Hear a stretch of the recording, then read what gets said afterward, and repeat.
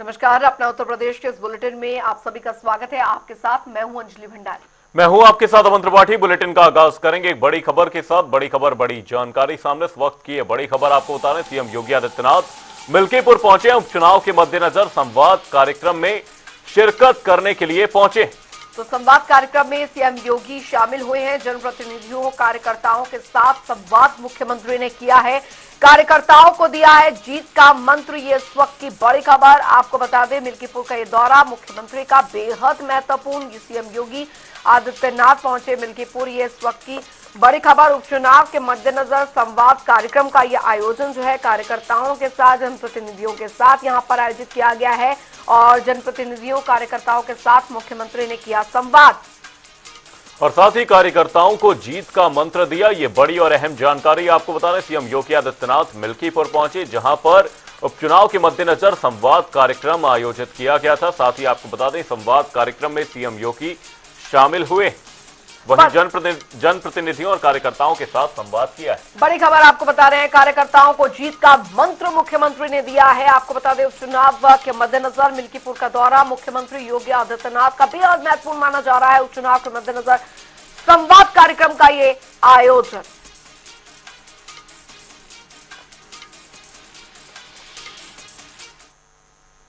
इसी बीच रुक करेंगे अगली बड़ी खबर की ओर। बड़ी खबर, अहम जानकारी सामने इस वक्त की है। बड़ी खबर, प्रदेश में विकास को नई रफ्तार मिलेगी। 3 नए एक्सप्रेसवे बनाने को मंजूरी मिल चुकी है। झांसी के कुशीनगर तक बनेगा एक्सप्रेसवे, कानपुर से आगरा तक बनेगा एक्सप्रेसवे, लखनऊ से नानापार तक ये एक्सप्रेसवे का निर्माण होगा। तो ये बड़ी और अहम जानकारी लखनऊ से आपको बता रहे हैं। प्रदेश के विकास को एक नई गति प्रदान करने के लिए एक्सप्रेसवे का निर्माण किया जाएगा।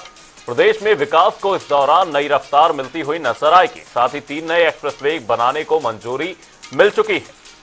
तो विकास के पथ पर एक और बड़ी जो पहल है वो यहाँ पर की गई है। लखनऊ से बड़ी खबर, कानपुर से आगरा तक बनेगा एक्सप्रेसवे और आपको बता दें, लखनऊ से नानापार तक ये एक्सप्रेसवे का निर्माण जो है किया जाएगा। प्रदेश में विकास को मिलेगी नई रफ्तार। जी हां, नई रफ्तार। यहाँ पर डबल इंजन की सरकार द्वारा 3 नए एक्सप्रेसवे बनाने को मंजूरी मिल गई है। झांसी से कुशीनगर तक एक्सप्रेसवे बनेगा। ये 3 नए एक्सप्रेसवे, जिनमें कानपुर से आगरा तक एक्सप्रेसवे बनेगा। और जानकारी आपको बता दें, लखनऊ से नानापार तक एक्सप्रेसवे का निर्माण जो है वो किया जाएगा। तो प्रदेश में विकास को नई रफ्तार डबल इंजन की सरकार द्वारा दी गई है। चलिए खबरों में आगे बढ़ेंगे। मंत्री आशीष पटेल और साथ ही विधायक पल्लवी पटेल के बीच में इन दिनों सियासी लड़ाई जारी है। विधायक पल्लवी पटेल ने योगी सरकार के अफसरों और एसटीएफ को निशाने पर लेते हुए मौजूदा सरकार पर कई आरोप लगाए हैं। साथ ही योगी सरकार के मंत्री आशीष पटेल ने पलटवार करते हुए कहा कि पल्लवी पटेल को चाबी कहीं और से भरी जा रही है। इसी कड़ी में आरोप प्रत्यारोप कर मंत्री आशीष पटेल के बयान पर सपा विधायक पल्लवी पटेल ने भी जोरदार पलटवार किया है। पल्लवी पटेल ने कहा कि एसटीएफ हमेशा क्रिमिनल और अपराधियों को टारगेट करता है, इसलिए जो क्रिमिनल होगा वो अपने आप डरेगा। विधायक के और उनके पति के टेलीफोन का किन किन लोगों से लगातार संपर्क रहता है, पूरी कॉल डिटेल सामने आप मीडिया के साथ ही ला दें या वो स्वयं ला करके दे दें, तो सामने दूध का दूध पानी हो जाए, पानी का पानी हो जाएगा और ये चीजें स्पष्ट हो जाएंगी कि किसके इशारे पर कौन नृत्य कर रहा है। मैं तो सिर्फ इतना कहूंगा, जितनी चाबी भरी राम ने उतना चला खिलौना। का नाम ले ले करके वो सरकार का एक हिस्सा है। सरकार कितनी लेयर्स में काम करती है उनको भली भांति पता है। तो अनायास ही किसी न किसी व्यक्ति का नाम लेकर के, विभाग का नाम उड़ा करके उनके विभाग में जो भ्रष्टाचार हुआ है उस पर लीपापोती नहीं की जा सकती। यहाँ पर पब्लिक, उत्तर प्रदेश की 25 करोड़ जो जनता है, वो माननीय मुख्यमंत्री जी से उनकी सरकार में हुए, उनकी सरकार के अंतर्गत जो विभाग है उसमें हुए बड़े भ्रष्टाचार पे उनका जवाब चाहती है और जिनके अवसर लूटे गए हैं उनके लिए न्याय चाहती है। इसके अलावा जो तमाम बातें इधर उधर फेंकी जा रही हैं और उंगलियां पॉइंट आउट की जा रही हैं, वो सिर्फ आपका ध्यान भटकाने का काम है। फर्रुखाबाद में सभी सरकारी कार्यालयों में सही तरीके से कार्यों को विकसित कराने, सुव्यवस्था और सुशासन की परंपरा को आगे बढ़ाते हुए प्रदेश के सरकारी कार्यालयों को गुणवत्तापूर्ण और समयबद्ध बनाए जाने को लेकर अंतर्राष्ट्रीय स्तर पर लाने के लिए काम किए जा रहे हैं। इसी क्रम में डीएम डॉक्टर वीके सिंह के निर्देश में कलेक्ट्रेट फर्रुखाबाद का आधुनिकीकरण, स्वच्छता और कार्य प्रणाली में नवाचार की दिशा में उल्लेखनीय कार्य किया गया है। कलेक्ट्रेट को ISO प्रमाण पत्र मिला है स्वच्छता को लेकर, क्या कहेंगे? देखिए, कलेक्ट्रेट फर्रुखाबाद को ISO सर्टिफिकेशन 9001/2015 प्राप्त हुआ आज, और ये सारे हमारे कलेक्ट्रेट के अधिकारी कर्मचारी के सहयोग से हुआ है। और इसमें हम लोग पिछले 10 महीने से लगे हुए थे कि किस तरह से माननीय मुख्यमंत्री जी के निर्देश के क्रम में और अपेक्षा के क्रम में पब्लिक डिलीवरी सिस्टम अच्छा हो, स्वच्छ वातावरण हो, जो डॉक्यूमेंट्स हैं कलेक्ट्रेट के वो सुव्यवस्थित और अच्छे ढंग से रखे जाए, जो हमारी जनता है, जो आम जन है, जो जन समस्या लेकर आते हैं उनके साथ अच्छा व्यवहार हो और उनकी समस्या को सुनी जाए और उनका गुणवत्तायुक्त निस्तारण किया जाए। इस दिशा में हम लोगों ने निरंतर पिछले 10 माह से कार्य कर रहे थे। उसका ही ये परिणाम है कि सारे अधिकारी और कर्मचारी के प्रयास से जनपद फर्रुखाबाद के कलेक्ट्रेट को ISO सर्टिफिकेट मिला है। और जहाँ तक जानकारी है कि पूरे उत्तर प्रदेश में मात्र 6ठा या 7वां कलेक्ट्रेट हमारा है जिसको कि ISO सर्टिफिकेशन प्राप्त हुआ। ये हम जनपद के लिए भी और हम सबके लिए गौरव का विषय है और गर्व का विषय है। और हम उम्मीद करते हैं कि जो हमको सर्टिफिकेट मिला है इसको व्यवस्थित ढंग से और आगे कलेक्ट्रेट को स्वच्छ और इनके जो हमारी जन सुनवाई प्रणाली है उसको और सुव्यवस्थित करेंगे ताकि जनता को अधिक अधिक लाभ मिले और अच्छे वातावरण में हमारे कर्मचारियों को काम करने का अवसर प्राप्त हो। और चलिए अब बात करेंगे महाकुंभ और उससे जुड़ी तैयारियों की।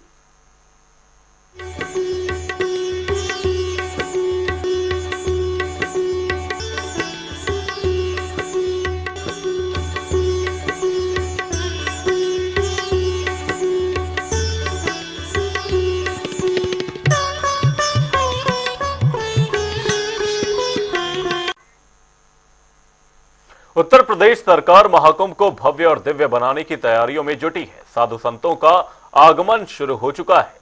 आपको बता दें कि स्वामी अभय चैतन्य फलहारी बाबा 5 करोड़ 51 लाख रुद्राक्ष संगम तट पर लाए हैं और यहां 12 शिवलिंग रुद्राक्ष से सजाए जाएंगे। मौनी बाबा ने भी रुद्राक्ष शिवलिंग और साथ ही विभिन्न संकल्पों के साथ त्रिशूल स्थापित किए। कुंभ भव्य, दिव्य और सुरक्षित के साथ साथ जहां स्वच्छ भी होना है और ऐसे में महाकुंभ की तैयारी जोरों शोरों पर है और साधु संत मेला क्षेत्र में पहुंच गए हैं। और सबसे बड़ी बात है कि स्वामी अभय चैतन्य फलहारी बाबा भी यहां पहुंचे हुए हैं और सबसे एक बड़ी बात है कि करीब 5 करोड़ 51 लाख रुद्राक्ष संगम की धरती पर पहुंची है। और सबसे बड़ी बात है ऐसे में जहां भोले बाबा की शिवलिंग को संवारा जाएगा और इसी रुद्राक्ष की शिवलिंग बनेगी यहाँ पर। और सबसे बड़ी बात है लाखों त्रिशूल भी यहाँ पर पहुंचे हैं और हमारे साथ संगम की रेती पर पहुंचे मौनी बाबा भी हैं जो यहाँ पर आते हैं और हर साल रुद्राक्ष की शिवलिंग बनाते हैं और अलग अलग कलर के त्रिशूल होते हैं। हम उनसे जानेंगे इसका क्या मकसद है। और इस बार आपका जनता टीवी में स्वागत है महाराज जी, जो इस बार आप करोड़ों रुद्राक्ष लेके आए संगम की धरती पे। एक नई चीज है कि 5 करोड़ 51 लाख रुद्राक्ष है और भोले बाबा की यहाँ पर सजाएंगे आप, रुद्राक्ष से शिवलिंग बनाएंगे, तो क्या खास होगा। और ये त्रिशूल अलग अलग कलर के आप पूरे आश्रम में दिख रहे हैं, इस बार क्या इससे संकल्प लिया? महाकुंभ को भव्य बनाएं, भारत हिंदू राष्ट्र बनाएं, मां गंगा में डुबकी लगाएं, घर घर जाके अलग जगाएं, आतंकवाद को जड़ से मिटाएं, भारत के गौरव को लाएं, देश की धरती को हम जाके फिर से भारत स्वर्ग बनाएं। इस कल्पना को लेकर के 10,000 गांवों की पदयात्रा करते हुए भारत की भूमि के गौरव की विशालता को संजोते हुए एक एक घर जाके गरीब से, किसान से, के रिक्शा वालों से, ठेला वालों से, मजदूरों से भिक्षा मांग करके 5 करोड़ 51 लाख रुद्राक्ष शिवलिंग लेकर के तीर्थराज प्रयाग के महाकुंभ में आए हैं 2025 में, जहां ये लौह की शिवलिंग आप देख सकते हैं जिनकी ऊंचाइयां 11 फीट है। भारत की रक्षा के साथ आतंकवाद विनाश और भारत की सुरक्षा के लिए संकल्पित है। ये शिवलिंग बांग्लादेशी हिंदुओं की नरसंहार को रोकने के लिए बनाई गई है, क्योंकि वहां हो रहे अध्याय से मेरा हृदय बहुत ही व्यथित था। मैंने संकल्प लिया है तंत्र की दृष्टि से लौह की शिवलिंग बनाने के बाद राक्षसों का बल कम हो जाता है। इसी शिवलिंग पर 51 लाख रुद्राक्ष से भूतनाथ का श्रृंगार किया जाएगा, जिसमें बाबा की 12 ज्योतिर्लिंगों की स्थापना होगी। विशेष बात बता दें जनता टीवी चैनल पर, ये शिवलिंगे उत्तरमुखी हैं और उधर की शिवलिंगे दक्षिणमुखी हैं, क्योंकि पूरे भारत में दक्षिणमुखी शिवलिंग का दर्शन लोगों को दुर्लभ होता है। इस बार महाकुंभ में दक्षिणमुखी 6 शिवलिंगों का दर्शन होगा, क्योंकि भगवान महाकालेश्वर उज्जैन में ही मात्र दक्षिणमुखी हैं। इसलिए ऐसे पावन अवसर पर आप देख पाएंगे भगवान शिव के विजय त्रिशूल की भी स्थापना हो रही है, जो भारत को हिंदू राष्ट्र बनाने के लिए, अर्थव्यवस्था को मजबूत करने के लिए और बांग्लादेशी हिंदुओं की रक्षा के लिए, खालिस्तानी आतंकवादियों के विनाश के लिए, गंगा विरल प्रवाह के लिए, महाकुंभ भव्य बनाने के लिए, सेना की मजबूती के लिए संकल्पित है।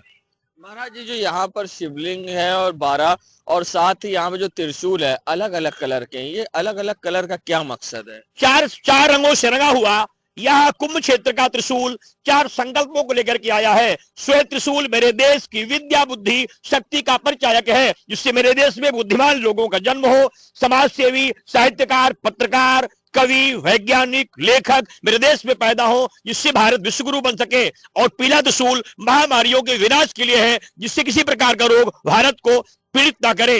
रक्त त्रिशूल भारत की गरीबी समाप्त हो जाए, अर्थव्यवस्था मजबूत हो जाए, भारत अति संपन्न राष्ट्र हो। काला त्रिशूल आतंकवाद के विनाश के लिए तथा किसी भी प्रकार के आतंकवादी गतिविधियों से भारत निपटने में समर्थवान हो, मेरी सेना शक्तिशाली हो। और यहाँ जो कलश स्थापित हो रहे हैं पीले कलर के 1100 वाट, उस सेनाओं को मजबूत करने के लिए संकल्प लिया गया है। इस दिव्यज्ञशाला में आपको 125 करोड़ मंत्रों से आहुति होगी, 11 करोड़ मंत्रों का जप होगा, 125 लाख मंत्रों से आहुति होगी। दिव्यतम संकल्प के साथ तीर्थराज प्रयाग का पावन कुंभ सभी लोगों के कल्याण के लिए संकल्प लिया है, आपके लिए, आपके राष्ट्र के लिए, आपके परिवार के लिए। और इस चैनल के माध्यम से आप देख पाएंगे ये दिव्य भव्य कुंभ आपको सुंदर सी सुख शांति के साथ आशीष भी प्रदान करेगा। उसी मंगल कामना के साथ मैं आप सबके लिए संकल्पित हूं। महाराज जी का आखिरी सवाल, ये जो 12 ज्योतिर्लिंग है अलग अलग करके त्रिशूल आपने बताया, उसके बारे में विशेषता बताई, मगर ये जो बड़े डमरू के साथ इस बार लगाए हैं त्रिशूल, इसकी क्या खास है? देखिए, ये जो त्रिशूल है शिव के रक्षा कवच त्रिशूल है। इस त्रिशूल को वास्तविक रूप से शिव मंगल त्रिशूल कहा जाता है। इस त्रिशूल में भगवान ब्रह्मा, भगवान शिव, भगवान विष्णु, महाकाली, महालक्ष्मी, महासरस्वती, गंगा, यमुना, सरस्वती और 4 वेद ऋग्वेद, यजुर्वेद, सामवेद, अथर्ववेद के साथ सारे देवताओं का स्थापन होता है। शास्त्रों का मत है शिव के इस त्रिशूल के स्तंभ में 33 करोड़ देवी देवताओं की स्थापना होती है। ऐसे संकल्प के साथ ही ये शिव का मंगल त्रिशूल, जिसे विजय त्रिशूल भी कहते हैं, 36 की संख्या में स्थापित किए गए हैं, क्योंकि भगवती बंगलामुखी के जो मंत्र हैं उसमें 36 अक्षर हैं। एक एक अक्षर से एक त्रिशूलों की रचना की गई है, जिसलिए इसको विजय त्रिशूल भी कहा जाता है। जिस तरह से कुंभ के दौरान सारे देवी देवताओं का यहाँ पर वास होता है और सारे आप जो अनुष्ठान कर रहे हैं उससे जो राष्ट्र की कामना कर रहे हैं, और साथ ही इस बार क्या कामना करेंगे जिससे कि हमारा प्रयागराज और आगे हो और महाकुंभ भव्य दिव्य? जीवन की राहों के संकट को पल से दूर भगा देंगे, मां गंगा से करे प्रार्थना, भारत को भव्य बना देंगे। एक कुंभ अनोखा होगा निश्चित, सुंदर शौर्य बढ़ाएगा, घर घर जाके अलग जगेगा, हिंदू राष्ट्र बनाएगा। फिर से जगेगी मेरी संस्कृति, धर्मांतरित लोग घर वापस आ जाएंगे, आज नहीं तो कल फिर आके अपना राष्ट्र बनाएंगे। बड़ा संकल्प होगा। जिन्हें तलवारों की नोक से धर्मांतरित कर दिया गया है उन्हें हम घर वापसी करा लेंगे, अपने घर में बुला लेंगे, अपने साथ मिला लेंगे, अपने परिवार के लोगों को अपने गले लगाएंगे, मां गंगा का अमृतपान करा करके उन्हें इस यज्ञशाला में यज्ञ कराएंगे, अपने परिवार को बढ़ाएंगे, भारत को हिंदू राष्ट्र बनाएंगे। तो देखिए हमारे साथ मौनी बाबा जिन्होंने बताया कि किस तरह से ये करोड़ों रुद्राक्ष से जो शिवलिंग सजाई जाएगी और जो महाकालेश्वर मंदिर में जिस तरह से दर्शन लोग कर सकते हैं वो यहाँ भी कर पाएंगे, और जो डमरू वाले शिवलिंग बनाए गए हैं इसमें किस तरह से सब चीज सारे देवी देवताओं का और ऋग्वेद चतुर्वेद और सारी चीजों का वास होगा। और साथ ही ये अद्भुत नजारा संगम की रेती पर आने वाले श्रद्धालुओं को देखने को मिलेगा। एक भव्य नजारे के साथ यहाँ श्रद्धालु आएंगे और आशीर्वाद प्राप्त करेंगे, और जहाँ हिंदू राष्ट्र के साथ साथ अखंड भारत बनाने की बात कही है, और जो लोग चले गए हैं उन्हें घर वापसी भी कराया जाएगा, ऐसा मौनी बाबा का कहना है। कुंभ नगरी से वीडियो जर्नलिस्ट सामू कुशवाहा के संग सैयद मोहम्मद आमिर, प्रयागराज। प्रयागराज में आगामी महाकुंभ को लेकर साधु संतों में खास उत्साह देखने को मिल रहा है। वहीं इस बार के महाकुंभ में अखाड़े आकर्षण का केंद्र बन गए हैं, जहां अखाड़ों का छावनी प्रवेश श्रद्धालुओं को अपनी तरफ तेजी से आकर्षित कर रहा है। और इसी कड़ी में महानिर्वाणी अखाड़े ने अपने भव्य छावनी प्रवेश यहां पर यात्रा निकाली, और जिसमें की परंपरा, उत्साह और अनुशासन का बेहतरीन तालमेल देखने को भी मिला।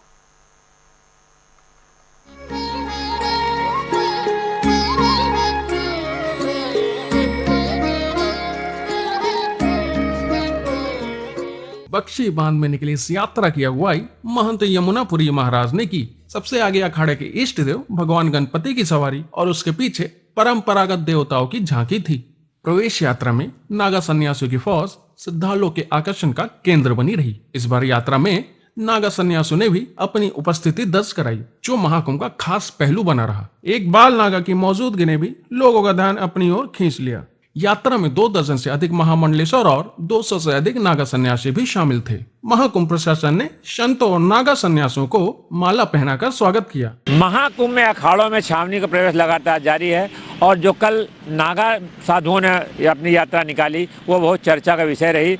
लोगों ने उन्हें फूल माला पहनाकर उनका स्वागत किया, और 200 से ज़्यादा नागा सन्यासियों ने यात्रा निकाली, और इस यात्रा में बहुत लोग जो है उनके साथ मिल गए, और संख्या धीरे धीरे हजारों में बदल गई। तो महाकुंभ में ये जो है यात्राएं जो निकल रही हैं, इसको लेकर के लोगों में खासा उत्साह है, और उत्साह से लेकर के लोगों में आस्था का भी सैलाब उमड़ रहा है। और इससे नागा सन्यासियों में खासी उत्साह दिखाई दिया, और उन्होंने भी लोगों को आशीर्वाद दिया, और जो लोग उनके साथ चल रहे थे उनका जयकार भी लगातार करते रहे। कहना पसंद रियाज के साथ टीएन मिश्रा, जनता टीवी, प्रयागराज। चलिए अब रुक करेंगे ताबड़तोड़ खबरों की और फटाफट अंदाज में। अमरोहा में शराबी कार चालक ने बाइक चालक को रौंदा। हादसे में बाइक सवार 2 लोगों की हालत गंभीर। पूरी घटना सीसीटीवी में हुई कैद। स्थानीय लोगों ने की कार चालक की जमकर पिटाई। रायबरेली में मामूली विवाद के दौरान दबंगों ने 2 भाइयों के साथ की मारपीट। दबंगों का दबंगई का वीडियो सोशल मीडिया पर वायरल। घायलों को अस्पताल में कराया भर्ती। इटावा में युवक की हत्या से इलाके में मचा हड़कंप। सूचना पर पहुंची पुलिस ने शव को पोस्टमार्टम के लिए भेजा अस्पताल। हत्याकांड की जांच में जुटी पुलिस। महोबा में ठंड ने बढ़ाई लोगों की मुश्किलें। शीतलहर के कारण लोग घरों में कैद रहने को मजबूर। वाहन चालकों को कई परेशानियों का करना पड़ रहा है सामना। कन्नौज में गैंगस्टर पर पुलिस ने की बड़ी कार्रवाई। 2 गिरोह पर पुलिस ने किया मुकदमा दर्ज। दोनों गैंग ने लूट और चोरी की कई वारदातों को दिया था अंजाम। देवरिया में इलाज के दौरान घायल युवक ने तोड़ा दम। सूचना पर पहुंची पुलिस ने आगामी जांच पड़ताल की शुरू। एटा में police student experimental learning programme का हुआ आयोजन। कार्यक्रम में छात्र छात्राओं को नई पुलिस प्रक्रिया और कानून के बारे में विस्तार से दी गई जानकारी।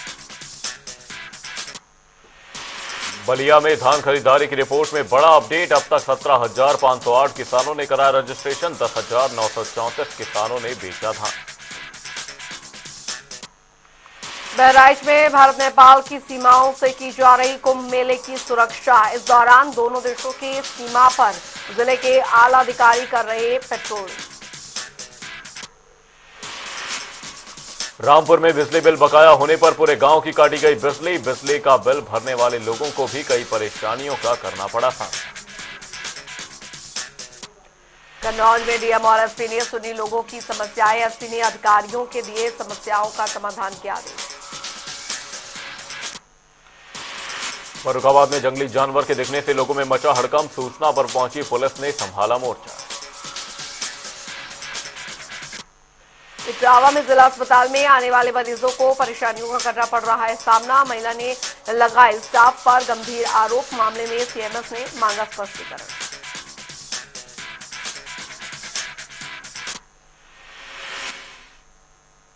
बुलेटिन में फिलहाल के लिए सिर्फ इतना ही। कहीं जाएगा नहीं। जनता टीवी पर खबरों का सिलसिला रहेगा जारी। तब तक के लिए नमस्कार।